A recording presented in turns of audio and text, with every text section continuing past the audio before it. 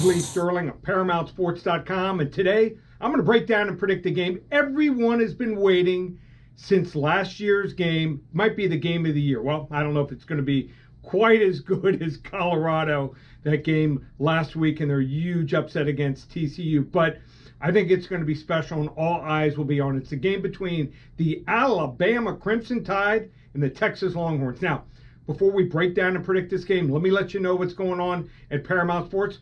We have our first 40 to 50 unit selection of the year. How on the money have we been on these the last 15 years? Well, 61 and 20, over 76%.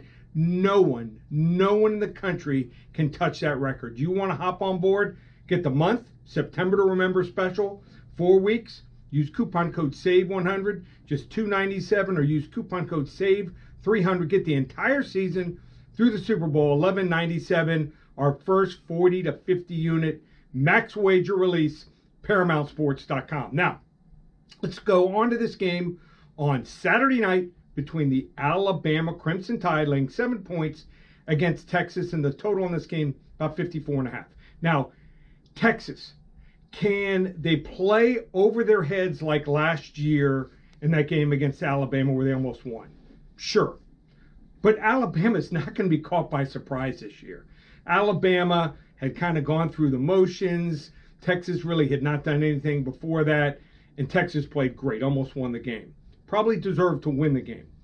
Alabama quarterback Jalen Milroe seems to be settling in at quarterback. I know it's just one game, but he is a true dual threat. And I don't know if Texas is going to face anyone that can run like he does, and his passing seemed to be on the money in the first game.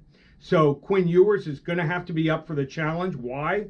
No Bijan Robinson. The other running backs are fine, but just did not look settled in the first week in the game against Rice. Now, Rice always brings it, but didn't look settled, threw a few times again off his back foot, and they had no deep passing game. They got to develop the deep passing game, hit on some stuff deep. You can't keep going 80 yards on 10, 12 plays.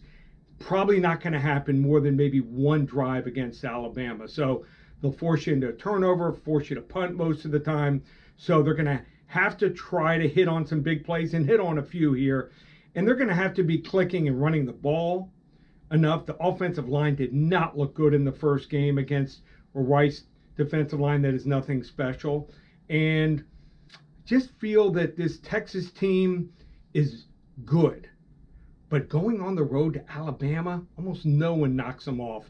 They're going to have to play the perfect game. No turnovers at all here. I know Alabama has a couple injuries in defensive secondary, but I expect one or both of those guys to play here. It's going to be a close game for 3 quarters, and then Alabama pulls away late, 34-24. Lay the 3 points with Alabama. You want to hop on board and get that first 40 to 50 unit max wager that we have? Just one place, ParamountSports.com.